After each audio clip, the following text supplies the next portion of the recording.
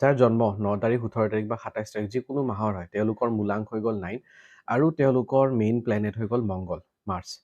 এতিয়া এনেকুৱা মানুহবোৰ মেণ্টেলি বহুত ষ্ট্ৰং হৈ থাকে ফিজিকেলিও তেওঁলোক বহুত বেছি ষ্ট্ৰং হৈ থাকে নিজৰ মনৰ হিচাপত কামবোৰ কৰি থাকে যি ইচ্ছা গৈছে সেয়াই কৰিব যিটো ডিজাৰ্ভ কৰে তেওঁলোকক লাগিবই আৰু কেতিয়াবা জোছতে কি হয় তেওঁলোকে হয়তো কিছুমান ভুল ষ্টেপো লৈ লয় শ্বৰ্ট টেম্পাৰ্ড হয় অকণমান কিবা কৈ দিলে তেওঁলোকৰ বহুত পটককৈ খং উঠি যায় কিন্তু এনেকুৱা মানুহ যদি আপোনাৰ লাইফত আছে তেতিয়াহ'লে নিজকে ব্লেছ বুলি ভাবক কাৰণ নম্বৰ 9 মানুহবোৰে নিজতকৈ আগতে নিজৰ ফেমিলি মেম্বাৰ্ছ বা নিজৰ ফ্ৰেণ্ড চাৰ্কলছৰ কথা বেছিকৈ ভাবে